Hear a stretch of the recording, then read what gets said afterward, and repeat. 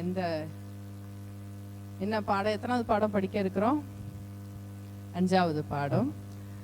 இது வரைக்கும் நம்ம 4 பாடங்கள் படிச்சிருக்கோம் இந்த சங்கீத புத்தகத்திலேருந்து. இவ்வளோ தூரம் டீட்டெயிலாக நம்ம இதுக்கு முன்னாடி சங்கீதத்தை ஆராய்ச்சி பண்ணதே இல்லை.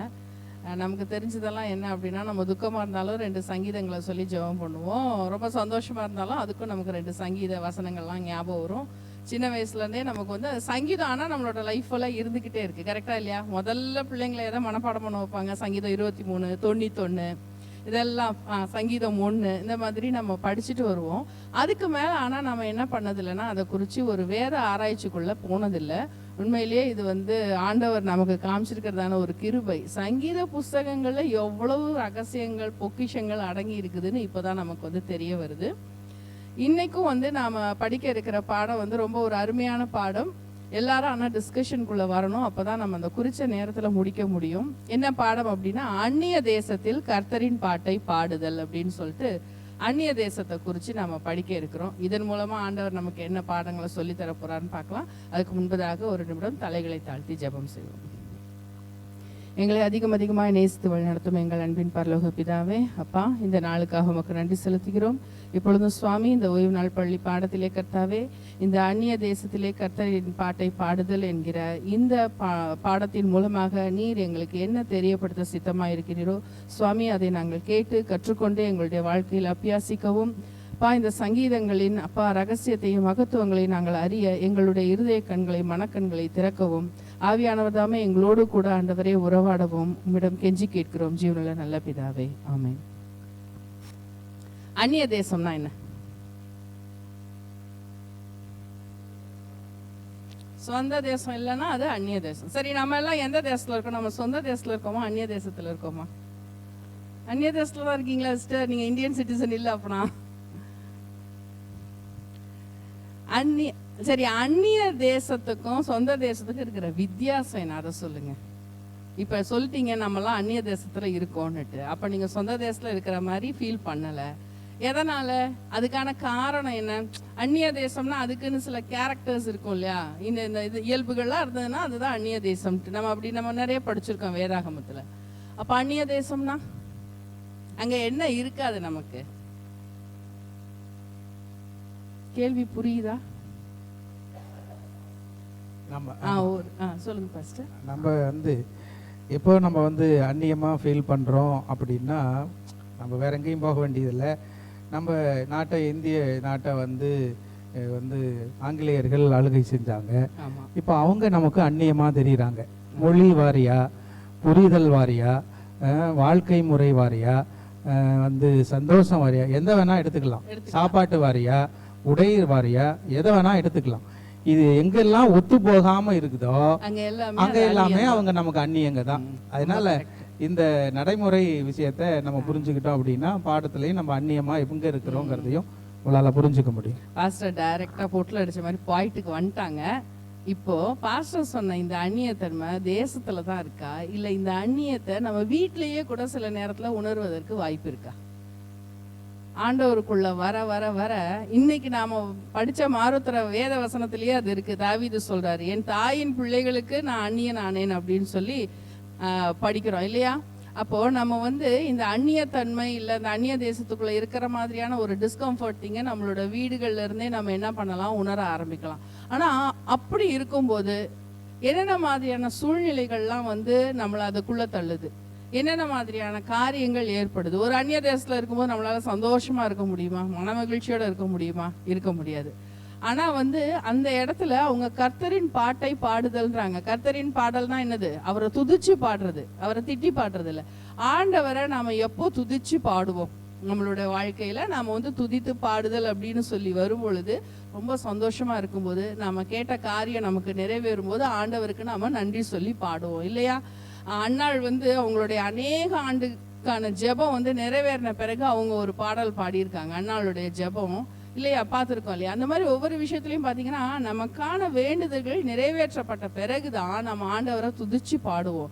ஆனால் ஒரு அந்நிய தேசத்துல நாம் இருக்கும்போது, நமக்கு பிரியமில்லாத சூழ்நிலைகள் அங்கே நிலவும் போது, நம்மளால எப்படி ஆண்டவரை குறித்து சந்தோஷத்தோட, சமாதானத்தோட, அவரோட அரவணைப்புக்குள்ள இருக்கிறதா நினைச்சு பாட முடியும்? அதுதான் ஒரு பெரிய முரண்பாடா இங்க நாம பார்க்கிறோம் இல்லையா? ஆனாலும் அப்படி இருக்க முடியும் அப்படின்றது தான் சங்கீதக்காரர்கள் மூலமா ஆண்டவர் நமக்கு இங்க தெரியப்படுத்துறாரு.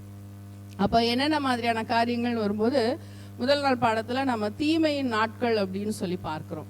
இந்த தீமையின் நாட்கள் அப்படின்னு சொல்லி பார்க்கும்போது, இந்த மாதிரியான நாட்களுக்குள்ள கடந்து வராத எந்த ஒரு மனிதனும் இருக்கவே முடியாது. நம்மளோட வாழ்நாள்ல நம்ம பிறந்ததுல இருந்து நான்லாம் எந்த கஷ்டத்தையுமே பார்த்தது இல்லைங்க. அப்படியெல்லாம் ஒரு கஷ்டத்துக்குள்ள நான் போனதே இல்லைன்னு சொல்ல முடியுமா? ஏதோ ஒரு வகையான கஷ்டம், அது மன கஷ்டமா இருக்கலாம், பண கஷ்டமா இருக்கலாம், வேற ஏதோ ஒரு வகையான ஒரு கஷ்டத்துக்குள்ள நாம உள் போன நாட்கள் இருக்கும். அந்த மாதிரியான நாட்கள்ல நாம எப்படி இருந்தோம்? ஒருவேளை அந்த காலத்துல நம்ம ஆண்டவர் அறியாத பிள்ளைகளா இருக்கும்போது நம்ம வேற மாதிரி நடந்திருப்போம். ஆண்டவருக்குள்ள வந்த பிறகும் கண்டிப்பா தீமையின் நாட்களை நம்ம பார்த்துருக்கலாம். கடவுள் அனுமதிச்சிருப்பார் கண்டிப்பா இல்லையா? அந்த வெளியில எல்லாரும் சொல்ற மாதிரி நீங்க அல்லேலூயா சொன்னா போதுங்க உங்களுக்கு எல்லாம் கிடைக்கும், அப்படிப்பட்ட மக்களாவா நாம இருக்கோம்? இல்லவே இல்லை. அப்ப நமக்கும் பாடுகள் இருக்கு, உபத்திரவங்கள் இருக்கு. அப்ப அப்படிப்பட்ட நாட்கள் இருக்கும்போது நம்ம எப்படி ஆண்டவரை தேடி இருக்கோம், அவரை துதிச்சு பாடி இருக்கோமா அப்படிங்கிறத குறிச்சுதான் நம்ம இந்த இதுல பாக்குறோம்.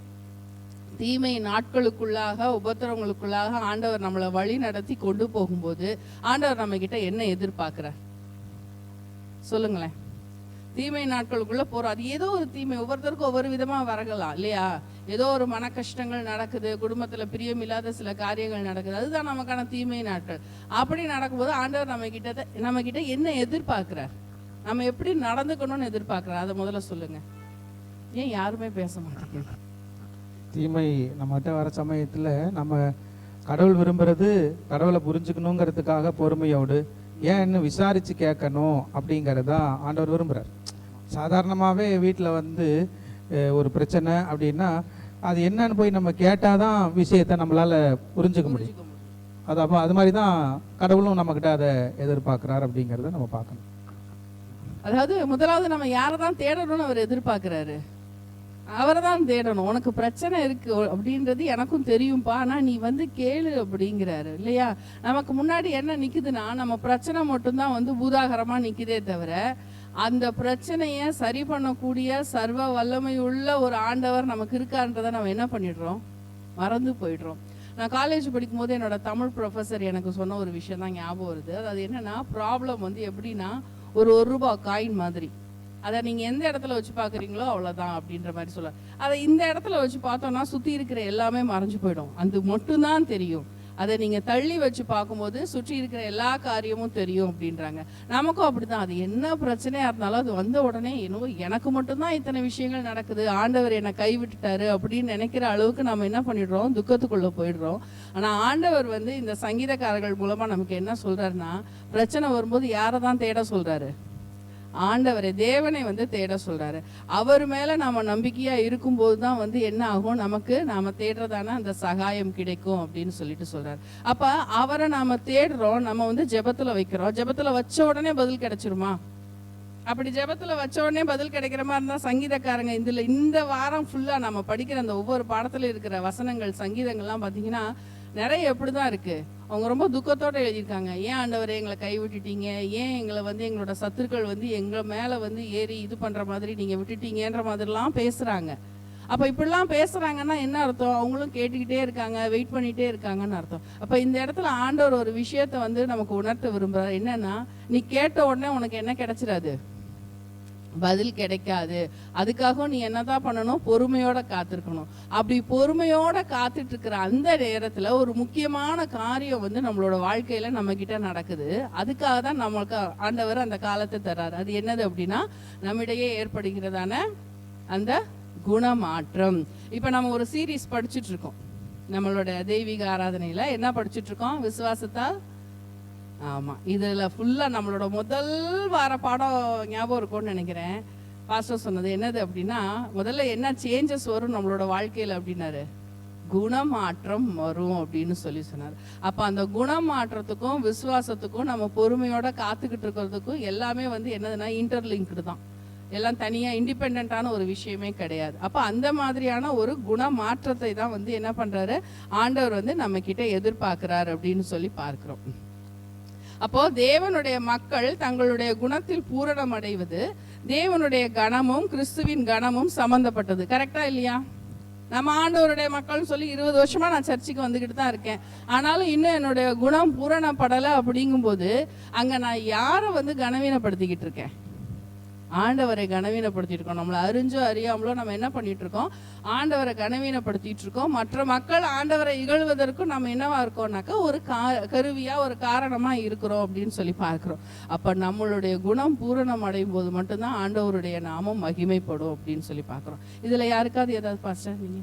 அதாவது இந்த தீமையின் நாட்கள் அப்படிங்கிற ஒரு பாடத்துக்குள்ள நம்மலாம் வந்து கடவுளை தொழுகை செய்கிறோம், கடவுளுடைய பிள்ளையா இருக்கிறோம் அப்படின்னு நம்ம நினச்சிக்கிட்டு இருக்கிற ஒரு சூழல்ல ஆண்டவர் நமக்கு ஒரு தீமையை அனுமதிக்கிற பொழுது, தீமை நமக்கு நடக்குதுன்னு சொன்னால் நம்மளுடைய மனநிலை எப்படி மாறுது அப்படிங்கிறத நீங்கள் சொல்கிறீங்க. இப்போது இதை ப்ராக்டிக்கலாக நம்மளால் சகிச்சுக்க முடியுதா? சகிச்சுக்க முடியல, ஏற்றுக்க முடியல. ஆனால் ஆண்டவர் என்னத்தை எதிர்பார்க்குறாரு? நான் வந்து உன் கூட இருக்கிற பொழுது நீ தண்ணீர்களை கடக்கும் பொழுது அவைகள் உன்மேல் புரளுவது இல்லை, நீ அக்கினியில் நடக்கும் பொழுது அக்கினி ஜுவாலை உன்மேல் பற்றாது, அவ்வளவுதான். நான் இருக்கும்போது உனக்கு என்னடா பஞ்சாயத்துன்றார் ஆண்டவர். ஆனா பஞ்சாயத்து வந்துருச்சே, அப்ப பிரச்சனை என்ன? அதாங்க இப்போ பிரச்சனைகளுக்கான காரணம் என்ன?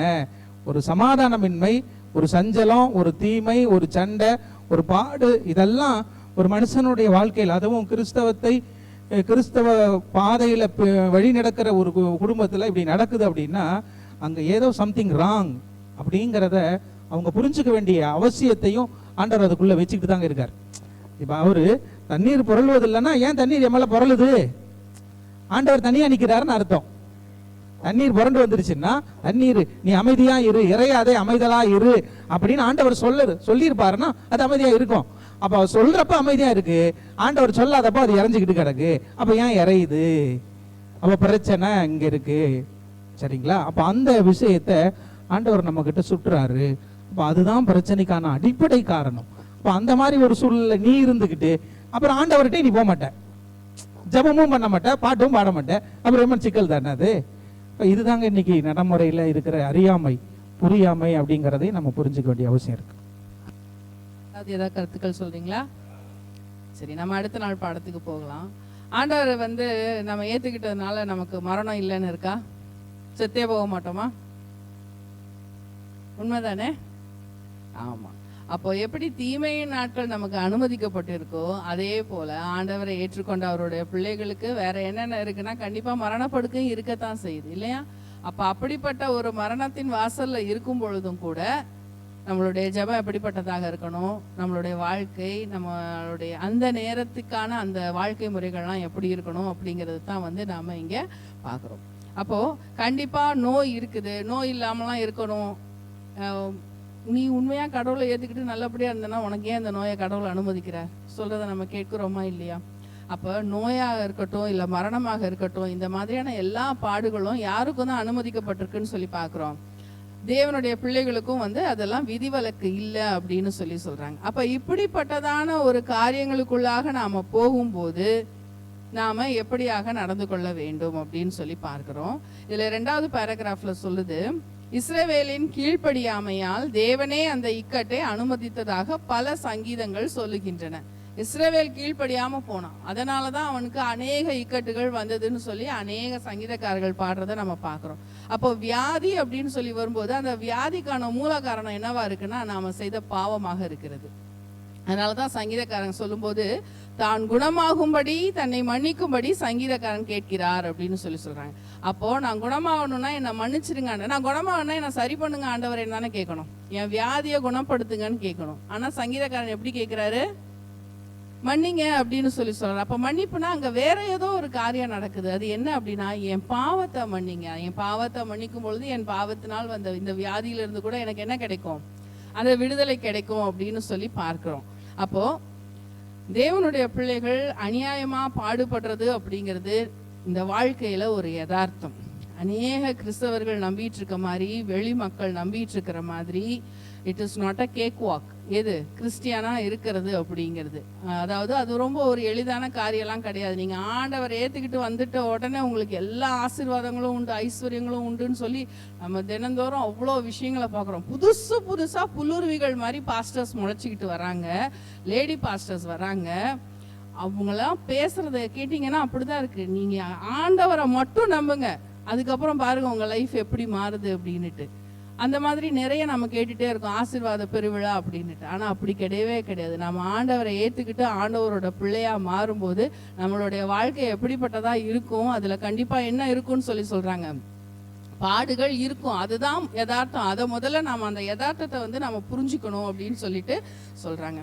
அப்ப அப்படிப்பட்டதான ஒரு யதார்த்தமான வாழ்க்கைக்குள்ள போகும்போது நம்ம என்னதான் பேசினாலும் நமக்குன்னு அந்த பிரச்சனைகள் வரும்போது நம்ம எப்படி நடந்துக்கிறோம், அந்த இடத்துல ஒரு விசுவாசத்துல ஒரு ஜெர்க்கு வருதா இல்லையா, நிக்க முடியாம திணறோம், தடுமாறுறோம். இப்ப பாஸ்டர் சொன்ன மாதிரி தான் அது என்ன, அந்த நேரத்துல ஒரு பிரச்சனைன்னு வரும்போது ஆண்டவர் என் கூட இருக்காரு அப்படின்றத நம்மளால என்ன பண்ண முடியல, உணர முடியாம போயிடுறோம். அப்ப இதே மாதிரி உணர முடியாம அந்த காலத்துல சங்கீதக்காரர்களும் நினைச்சிருக்காங்க, ஆண்டவருடைய பிரசன்னம் இல்லையோ, அவர் நம்ம கூட இல்லையோ அப்படின்னு சொல்லி யோசிச்சாலும் அவங்க எதை விட்டு விடல அப்படின்னு சொல்லி பாக்குறோம்னா அவங்களுடைய விசுவாசத்தை விடவே இல்லை. அதனாலதான் நிறைய சங்கீதம் பார்த்தீங்கன்னா ஆரம்பிக்கும் போது ஏன் ஆண்டவரே எங்களை கைவிட்டீங்கன்னு சொல்லி போய்கிட்டே இருக்கிற வசனங்கள் முடியும் போது எப்படி முடியும், அவர் இருக்கிறத நாங்க நம்புறோம், உம்முடைய நியாய தீர்ப்புகள் உண்மையானது, உம்முடைய நீதி நியாயங்கள்லாம் உண்மையானது அப்படின்னு சொல்லி. இது தாவீது மட்டும் சொல்லலை, நமக்கு இப்போ ஒரு விஷயம் நல்லா தெரிஞ்சிருக்கு.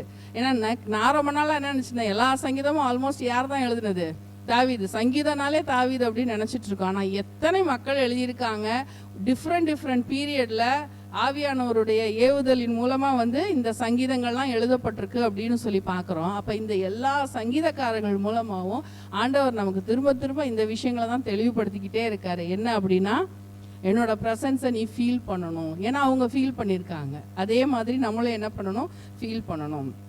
அப்போ ஒரு கேள்வி கேட்பாங்க, ஆண்டவர் இவ்வளோ நல்லவராக இருந்தாருனாக்கா ஏன் இவ்வளோ பிரச்சனைகளை வாழ்க்கையில கொண்டு வராரு நம்ம எங்க பார்த்தாலும். இப்போ ரீசெண்டாக நடந்தது, நான் இந்த அந்நிய தேசம் அப்படின்னோடனே இதான் யோசிச்சேன். என்னன்னா, நம்மளாம் நம்மளோட சொந்த நாட்டில் சொந்த வீட்டில் இருந்துட்டு ஜாலியாக இருந்துட்டு நம்ம இந்த வசனங்களையும் இந்த பாடத்தையும் நம்ம படிக்கிறோம். இதை குறித்து முதல்ல யார்கிட்ட கேட்கணும், இஸ்ரவேல் காசா அந்த போர்ல தங்களுடைய சொந்த பந்தங்களை இழந்துட்டு நிக்கிற ஒவ்வொருத்தரையும் இப்ப அங்க இல்லாம அகதியா இன்னொரு நாட்டுல போயிருக்கிற அந்த மக்கள்கிட்ட கேட்டா தெரியும். கரெக்டா இல்லையா?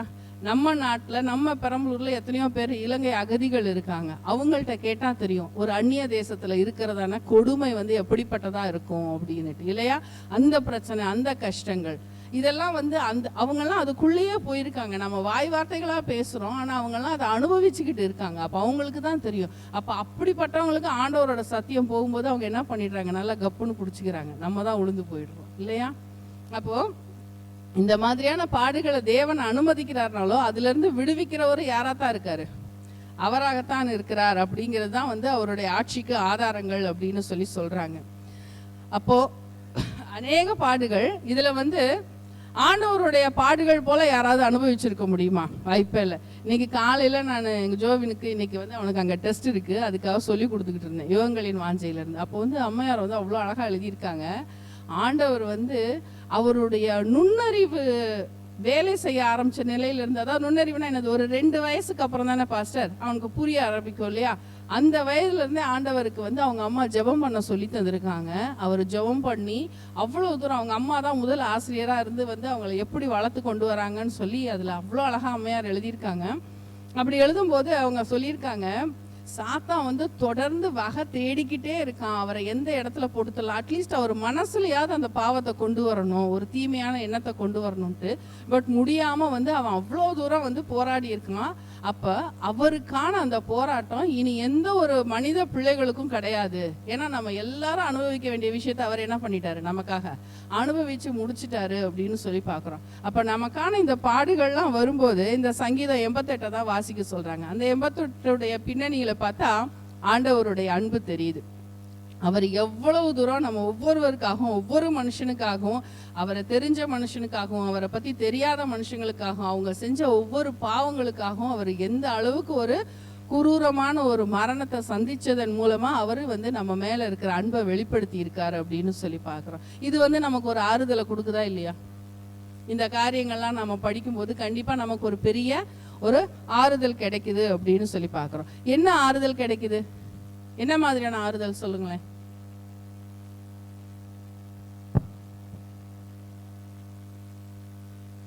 அவரை விட ஒன்றும் நம்ம பெருசா அனுபவிச்சிடல, அந்த ஆறுதலா? பாஸ்டர். ஆண்டவர்கிட்ட போய் இவ்வளோ பாடுகள் மத்தியிலும் இவ்வளோ பிரச்சனைகள் மத்தியிலும் நம்ம இருந்துகிட்டு இருந்தாலும் ஆண்டவர்கிட்ட போய் நம்மளுடைய இந்த பிரச்சனைக்கெல்லாம் காரணம் என்னன்னு தெரிஞ்சுக்கிட்டு ஆண்டவர்கிட்ட போய் நம்மளை அர்ப்பணிக்கும் போது நிச்சயமாகவே ஆண்டவர் வந்து இந்த பிரச்சனையிலேருந்து காப்பாற்றுவாருங்கிற ஒரு மிகப்பெரிய சமாதானம் எப்பயுமே நமக்கு வருது.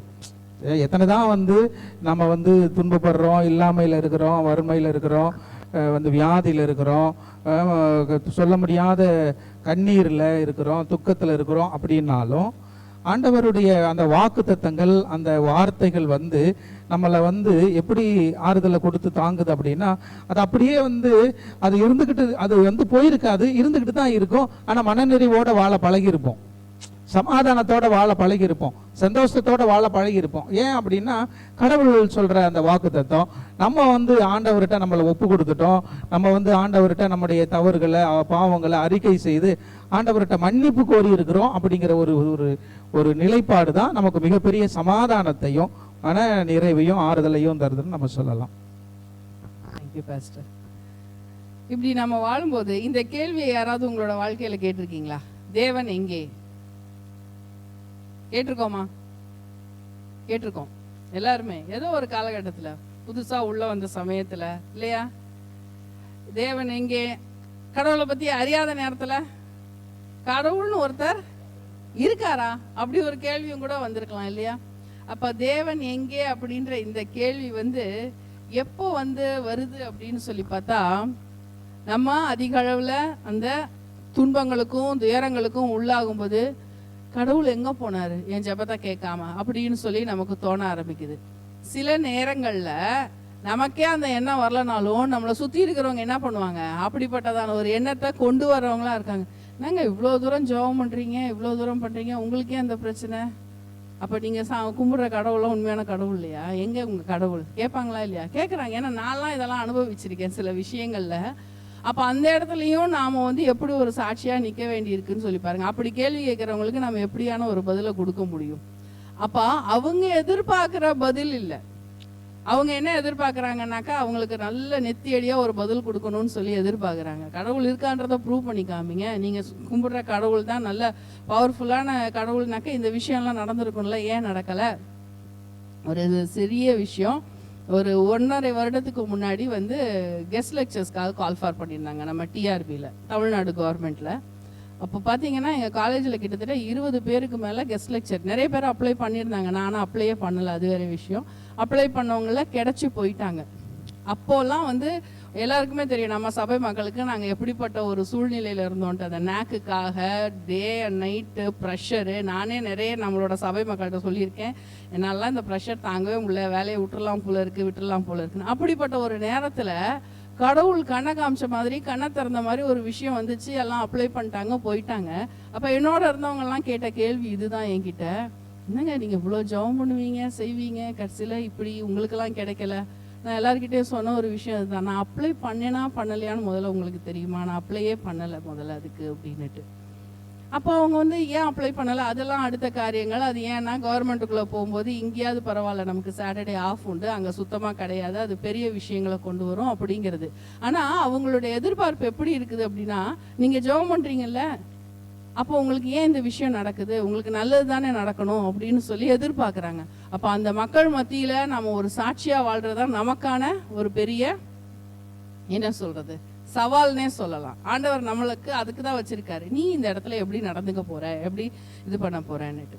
அப்போ தேவன் எங்கே அப்படின்னு சொல்லி பார்க்கும்போது நம்ம எப்பெல்லாம் இதை ஃபீல் பண்ணுவோம் அப்படின்னா, நம்மளோட கஷ்டம் எல்லாம் ஆண்டவருக்கு தெரிஞ்சிருக்கு, நம்ம சொல்லியிருக்கோம், ஆனாலும் எந்த விதமான ஒரு சேஞ்சஸும் இல்லையே வாழ்க்கையில், இன்னும் இந்த பிரச்சனை போய்கிட்டே இருக்கு. அப்படிங்கும்போது ஒரு வேளை நம்ம வந்து நம்மளுடைய கணவருடைய மனமாற்றத்துக்காக ஜெபிக்கிற ஒரு மனைவியாக இருக்கலாம். நம்ம கடவுளை ஏற்றுக்கிட்டு வந்திருக்கலாம், கணவர் ஏற்றுக்கொள்ளாமல் இருக்கலாம். இல்லைனா மனைவி வந்து ஏற்றுக்கொள்ளாமல் இருக்கலாம், கணவர் ஏற்றுக்கிட்டவங்களா இருக்கலாம். இல்லை வேற ஏதாவது பிரச்சனைகளாக இருக்கலாம். அப்போ அதுக்காக நம்ம இத்தனை மாசமாக ஜெபம் பண்ணுறோம், இத்தனை வருஷமாக ஜெபம் பண்ணுறோம், இன்னும் ஏன் கடவுள் கண்ணை திறக்கலை, எதனால, ஏன் அவர் என் ஜெபத்தை கேட்க மாட்டேங்கிறார் அப்படிங்கிற ஒரு கேள்வி வருது இல்லையா? அப்படிப்பட்டதான கேள்விகள்லாம் வரும்போது நம்மளுடைய மனநிலை எப்படி இருக்கு?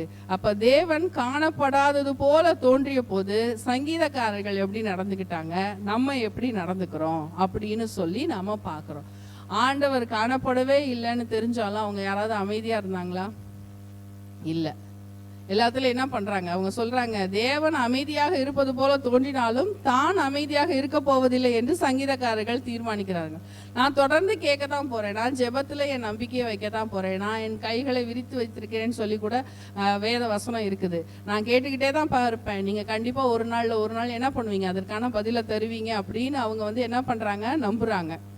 ஆனா அந்த காலகட்டம் எதற்காக அவர் கொடுத்திருக்காரு அப்படின்னா, நம்ம பாவ அறிக்கை செய்து இன்னும் கூட நம்ம கிட்ட ஏதோ சில குறைபாடுகள் இருக்கலாம், அந்த குறைபாடும் நமக்கு தெரிய அந்த குறைகளையும் நம்ம மாற்றிக்கொள்ளும் போது நம்மளுடைய ஜெபங்களுக்கு தேவன் செவி சாய்க்கிறவரா மாறுறாரு அப்படின்னு பாக்குறோம். இதுல ஒரு உதாரணம் என் மனசுக்கு தோணுது.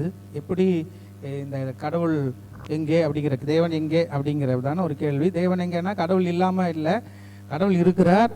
ஆனா நமக்கு பிரச்சனைகள் இருக்கிறப்போ அவர் செயல்படாததுனால கடவுள் எங்கே அப்படிங்கிற ஒரு கேள்வி நமக்குள்ள வருது அப்படிங்கிறத நீங்க சொல்றீங்க. நல்ல விஷயம்தான். இதை புரிஞ்சுக்கிறதுக்கு இந்த தேவன் எங்கேங்கிற ஒரு கேள்வி நமக்குள்ள வருகிற பொழுது நாம் எப்படி செயல்பட வேண்டும் கேள்வி. இப்போ பதில் நீங்க பாக்குறீங்க அப்படின்னா, ஒரு தாய்க்கும் பிள்ளைக்கும் இருக்கிற நிலைப்பாட்டை என்னால் ஜஸ்ட் நான் யோசிச்சு பார்க்க முடிஞ்சது. என்ன, தாய் பிள்ளை தப்பு செய்யறப்ப, சொன்ன பேச்சு கேட்காதப்போ கண்டிக்கிறாங்க. இப்போ அது மீறி அது தப்பு பண்ணிட்டே இருக்கு, அம்மா அடிச்சிடுறாங்க. இப்போ அடிச்சுட்டு என்ன செய்யறாங்க அப்படின்னா, தாய் கோச்சுட்டு இனிமே என்கிட்ட நீ பேசாத, என்கிட்ட தொடாத அப்படின்னு சொல்லி வருகிற பொழுது, அவங்க அந்த பிள்ளை தொட வருகிற பொழுது என்ன செய்யறாங்க, கையை தட்டி விடுறாங்க. ஆனா அந்த பிள்ளை என்ன செய்யும், சரி போ நான் வரல, என்னதான் வரட்டி விட்டியா அப்படின்னு அந்த குழந்தை ஓடிடுதா? இல்லையே. எவ்வளவு தூரம் அந்த குழந்தைய தாய் தட்டி விடுகிறாளோ அவ்வளவு தூரம் அந்த குழந்தை என்ன செய்யுது அப்படின்னா, திரும்ப தாயோடைய சாரியை பிடிக்கவோ, அவங்களுடைய ட்ரெஸ்ஸை பிடிக்கவோ, அவங்க கையை பிடிக்கவோ அழுகிற ஒரு அனுபவம் தான் குழந்தைகிட்ட இருக்கிறத நம்ம பாக்குறோங்க. இதுதாங்க என் மனசுக்கு தோன்ற பதிலாக சங்கீதக்காரர் சொல்லுகிறார். நான் தப்பு பண்ணிட்டேன் ஆண்டவரே, என்ன நீங்க மன்னிச்சுக்கிடுங்க, என்ன கைவிட்டுறாதீங்க, என்ன காப்பாத்துங்க அப்படி சொல்லி தான் அவர் என்ன செய்யறாரு அப்படின்னா, சங்கீதக்காரர்கள் ஆண்டவருடைய சமூகத்துல ஓடி வர்றாங்க. அப்ப ஆண்டவர் செயல்படாமல் இருக்கிற பொழுது, ஆண்டவர் மறைந்து இருக்கிறார் என்ற ஒரு சூழல் வருகிற பொழுது, உன் தேவன் எங்கே என்று மற்றவர்கள் கேட்கிற ஒரு சூழல் வருகிற பொழுது, நாம தான் ஆண்டவர்கிட்ட நெருங்கி போக வேண்டும் அப்படிங்கிற ஒரு நிலைப்பாட்டை தான் இந்த சங்கீதங்கள் நமக்கு கற்றுக் கொடுக்கிறது. கரெக்டான பாயிண்ட் தான் பாஸ்டர். உண்மையிலேயே நம்ம எப்படி ஒரு அம்மாவை புரிஞ்சுக்கிட்டோமோ அந்த மாதிரி ஒரு தாய் அன்பை புரிஞ்சுக்கொண்ட மாதிரி ஆண்டவரை புரிஞ்சுக்கிட்டா மட்டும்தான் என்ன பண்ண முடியும், அவர்கிட்ட திரும்ப போய் நிற்க முடியும். இல்லைன்னா நம்மளும் என்ன பண்ணிடுவோம், போங்க ஆண்டவரே அப்படின்ற மாதிரி நம்ம போகக்கூடாது. அதைத்தான் அவர் எதிர்பார்க்கிறாரு. அடுத்ததுல நம்ம பார்க்குறோம் என்ன அப்படின்னா, வாக்கு தத்தம் ஒழிந்து போயிற்றோ. ஆண்டவர் நமக்கு கொடுத்த வாக்கு தத்தம்லாம் அவ்வளோதானா, அப்படின்னா அதெல்லாம் போயிடுச்சா அப்படின்ற ஒரு நிலைப்பாட்டுக்குள்ள சங்கீதக்காரன் போற அளவுக்கு அவனுடைய வாழ்க்கை முறை மாறுது.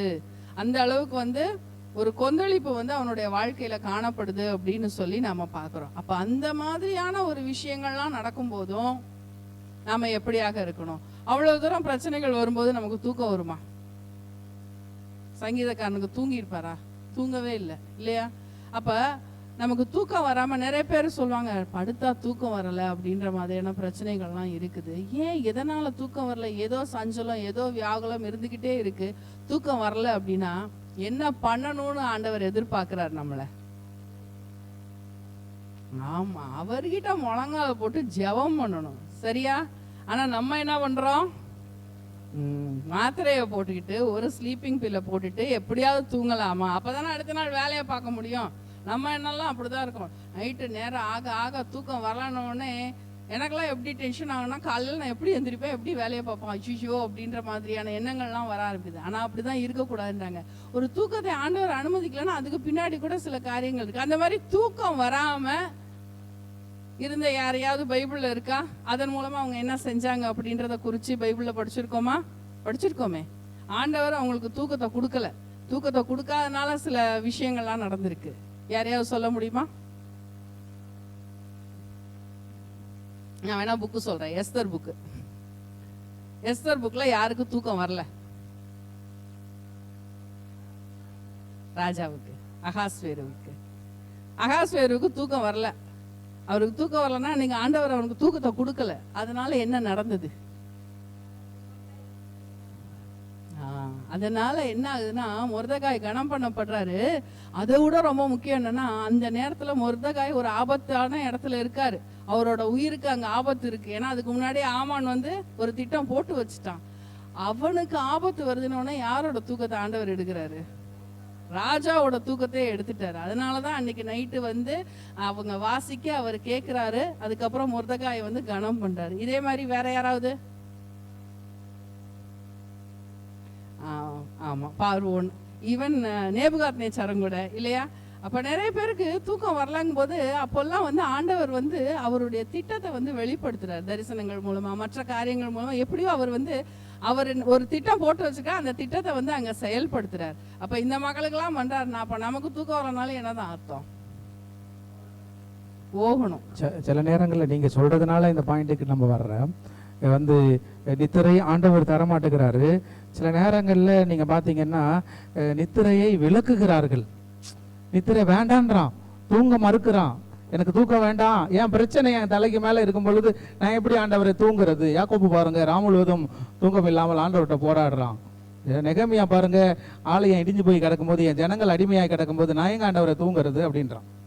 அப்படின்னா என்ன நம்ம புரிஞ்சுக்க வேண்டிய ஒரு அனுபவம் இந்த இடத்துல நமக்கு இருக்கு அப்படின்னா, ஆண்டவர் ஏற்ற காலத்துல அவங்களுடைய அவன் புரிஞ்சுக்கிடணுங்கிறதுக்காக நித்திரையை தூரப்படுத்துறாரு. மனுஷங்க புரிஞ்சுக்கிட்டு அவர் சித்தத்தின்படி நடக்கணுங்கிறதுக்காக நித்திரையை தூரப்படுத்துறார்.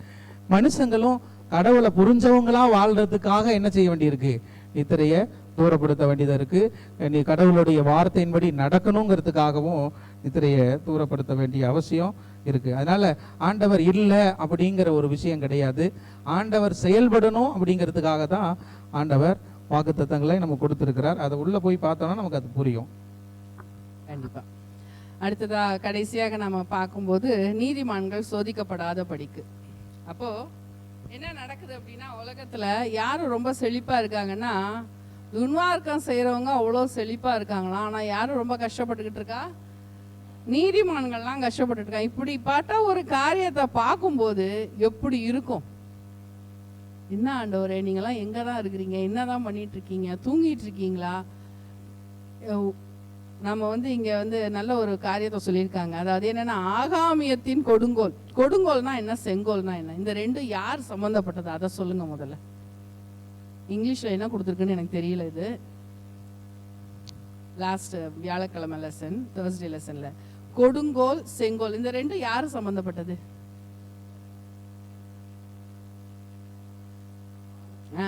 ராஜா கிட்ட இருக்குது. அது வந்து யார என்னத்தை குறிக்குதுன்னா, கொடுங்கோல். ஒரு ராஜானா அவர்கிட்ட என்ன இருக்கணும்? அந்த கோல் இருக்கும். நம்ம படிச்ச ராஜாக்கள் எல்லார்கிட்டயும் அந்த கோல் இருக்கும். ஓகே, அந்த கோல் வந்து கொடுங்கோல் அப்படின்னா என்னது? அந்த ராஜா எல்லா தப்பையும் பண்ணும்போது, மக்களை ஒடுக்கும் போது அதை நம்ம என்னன்னு சொல்லி சொல்றோம்? கொடுங்கோல்னு சொல்றோம். அது எப்போ செங்கோலா இருக்கும் அப்படின்னா, அந்த ராஜா ரொம்ப நீதியா ஆட்சி பண்ணார்னா அப்போ அது என்னது? அது செங்கோல். அப்ப அந்த காலத்துல ராஜானா இந்த காலத்துல அரசாங்கம், அவ்வளவுதான் வித்தியாசம்.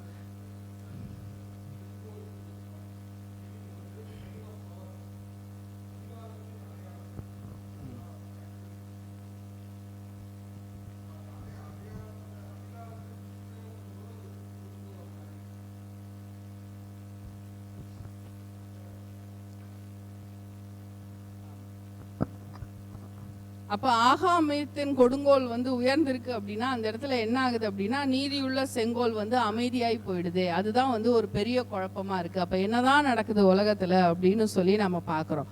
ஆனா அப்படி நடக்குதுன்றதுக்காக நம்மளுடைய அரசாங்கம் வந்து ரொம்ப இந்த மாதிரி நமக்கு பிடிக்காத காரியங்கள் எல்லாம் செய்யுது, ஒடுக்குதுன்றதுக்காக நம்ம அவங்க மேல எரிச்சலா இருக்கலாமா?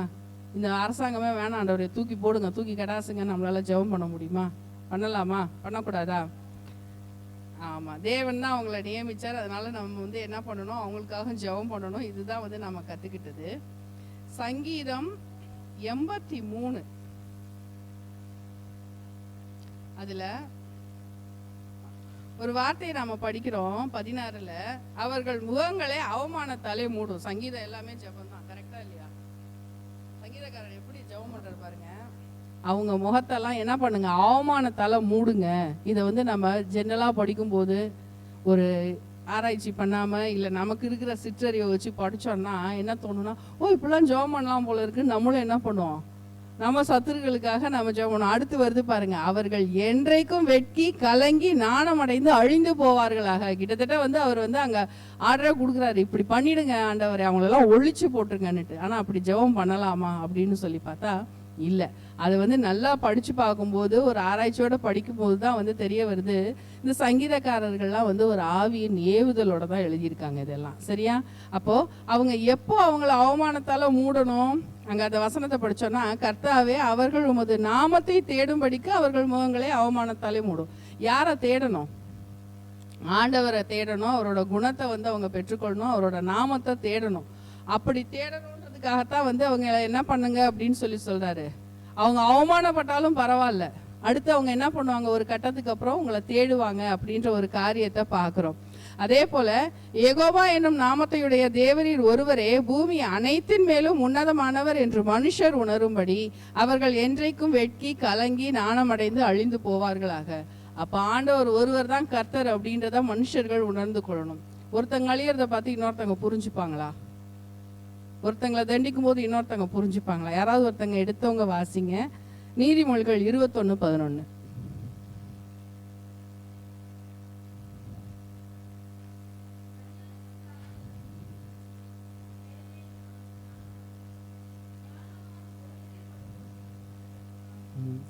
அப்போ பரியாசக்காரன்னா யாருன்னு நமக்கு தெரியும். அவனை தண்டிக்கும் போது யாருக்கு ஞானம் வருதான்?